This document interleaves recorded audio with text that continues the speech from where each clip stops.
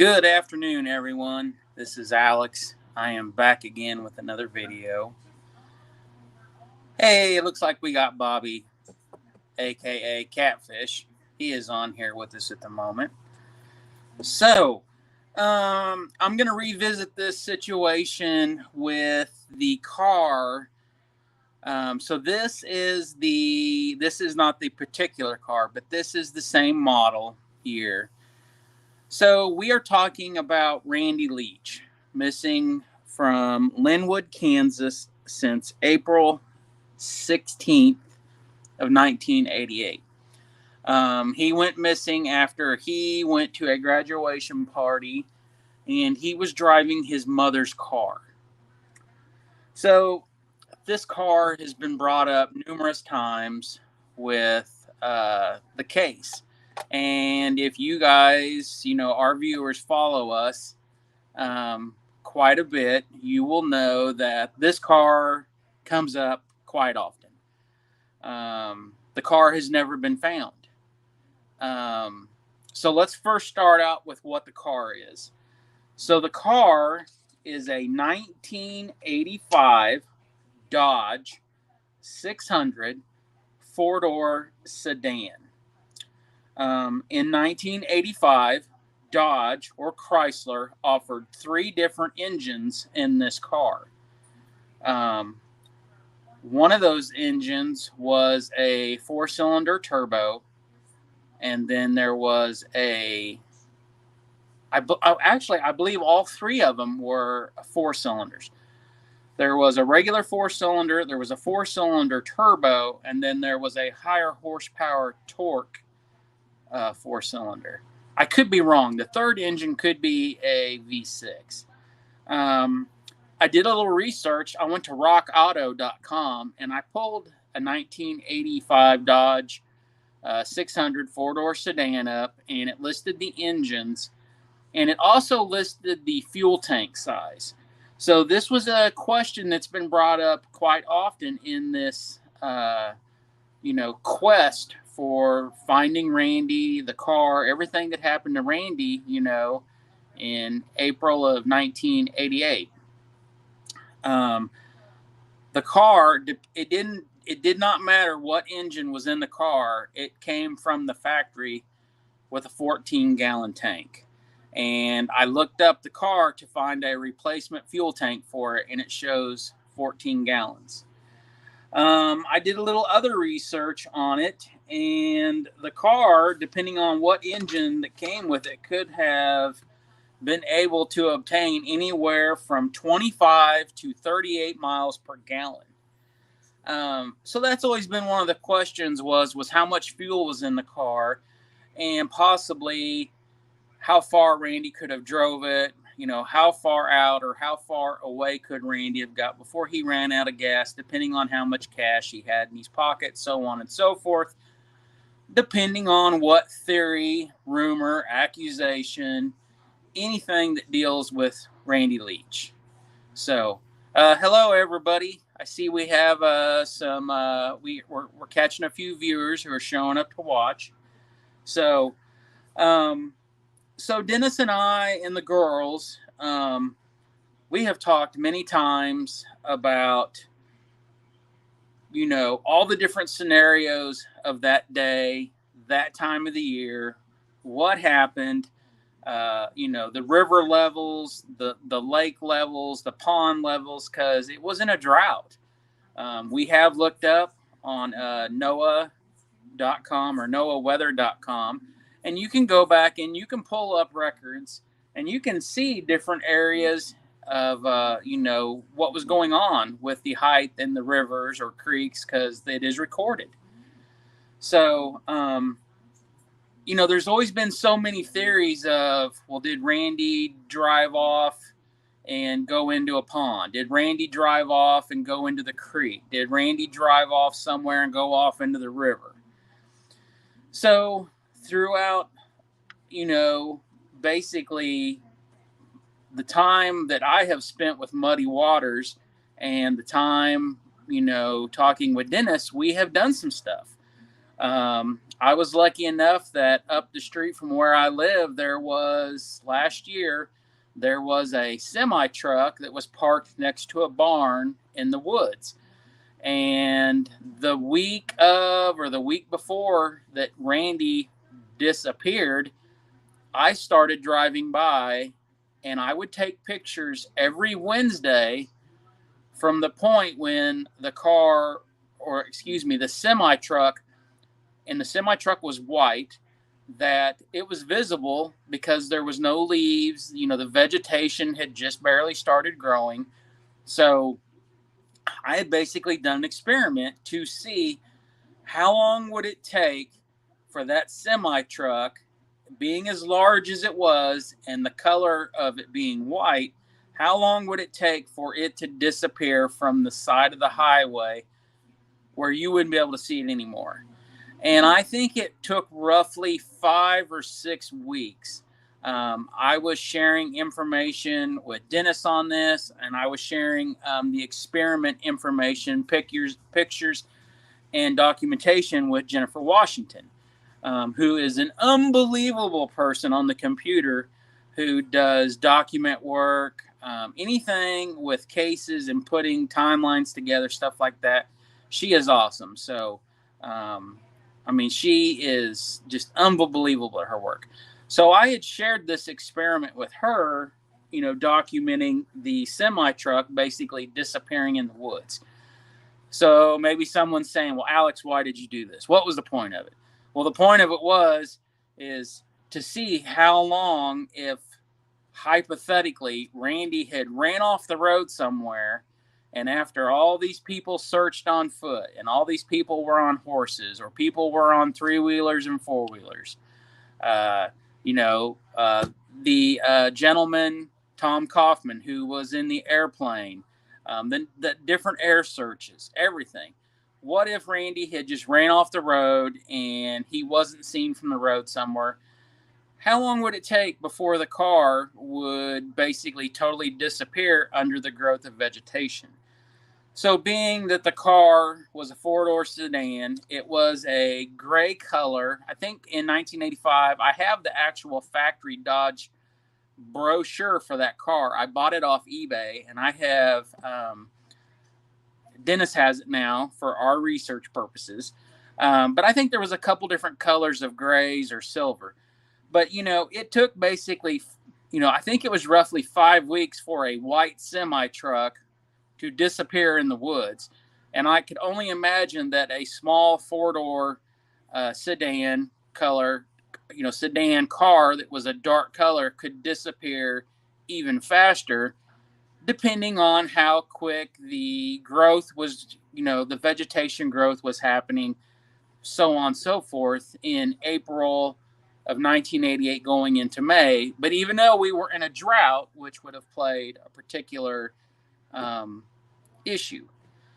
So basically, Dennis and I have talked, and we are looking to find one of these cars because we want to recreate every scenario that has ever been documented on paper.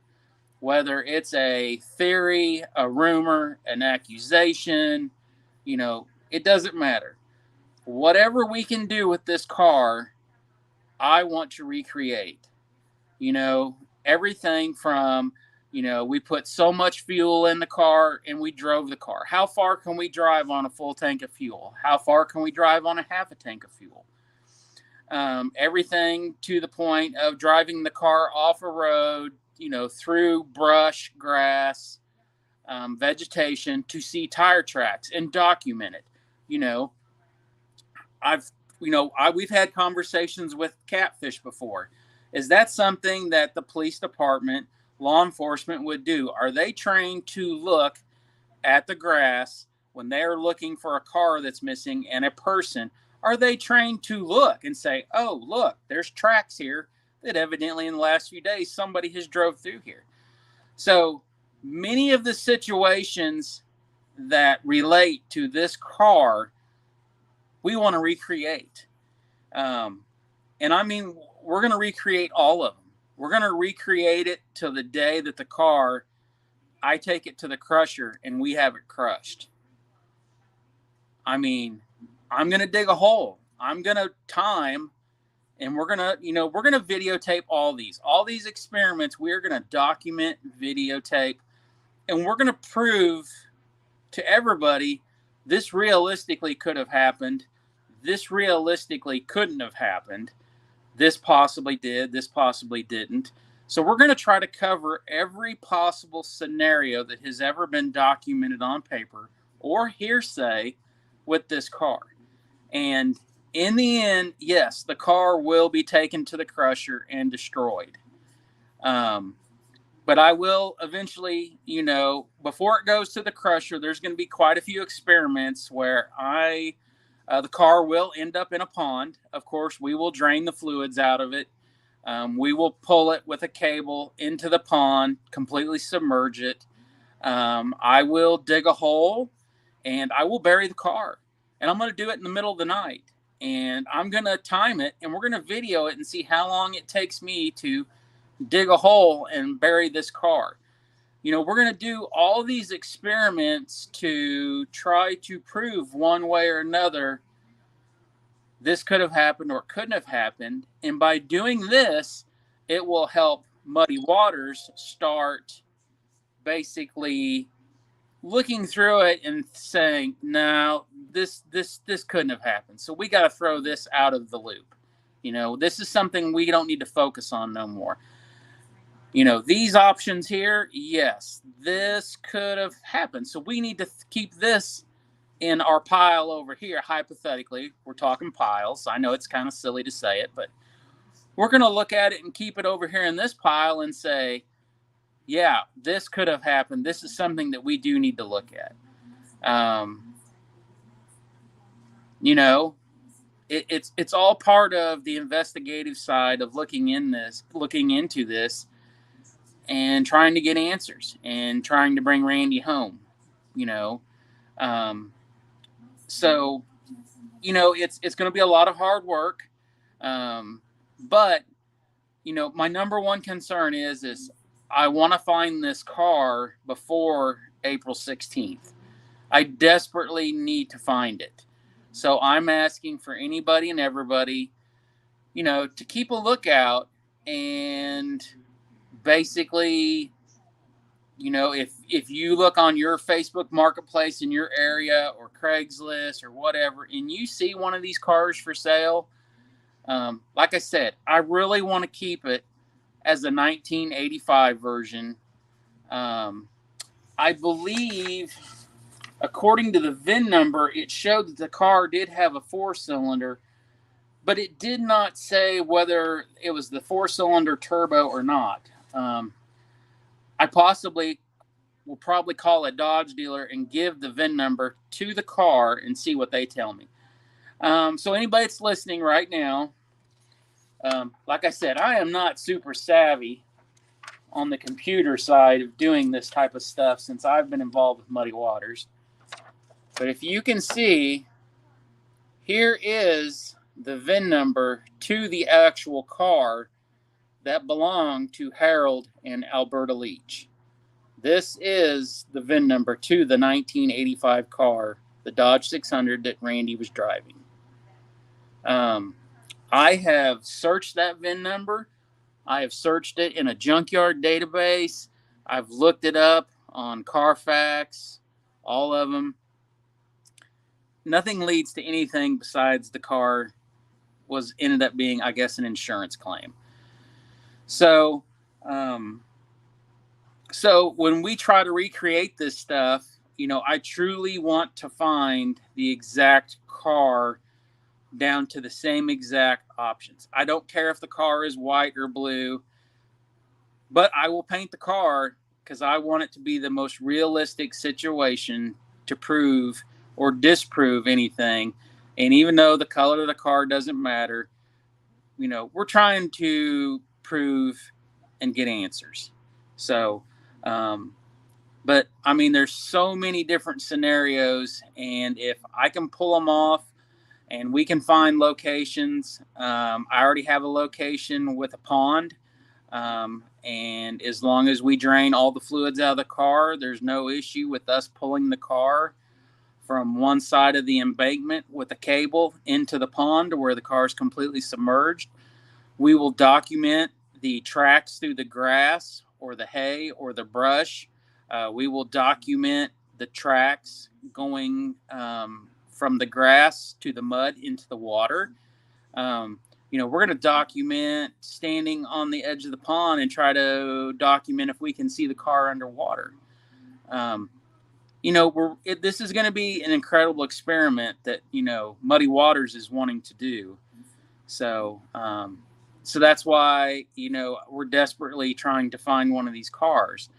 I did locate one a couple of weeks ago in a salvage yard that had been wrecked. It had been hit in the rear, and the bumper and the trunk lid was folded up. I messaged them, but they have not messaged me back.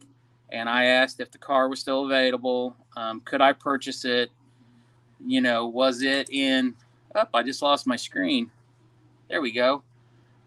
I basically threw all the questions out why I was wanting to purchase it, and I have not heard back from them. So the only ones that I have found for sale recently have all been 2-doors or 2-door convertibles, or they're a 1982 or a 1986 or 87. I believe they are what is called a K car. They belong to the K car chassis. So I'm going to reach out on Facebook to some of the K car clubs and see if anybody's willing to help us locate one, or if somebody has one. Because, this is what we're really trying to do and pull this experiment off. And, this is something that nobody else has done. And this is something that, we want to do.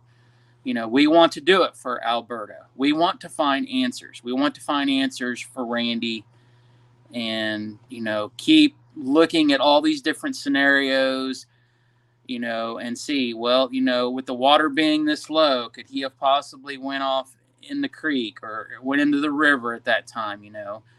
Would the car have been seen if it was partially submerged, flying in an airplane, at low altitudes, which of course we would have to use a drone, unless I am able to get somebody that has a private airplane that would be willing to help us document, when we try to put the car in the pond and submerge it at different angles and different scenarios. So basically, we're still trying to find one, like I've said. And, if everybody can help spread the word, help us try to find one, that would be awesome. You can always reach us on all our social media outlets.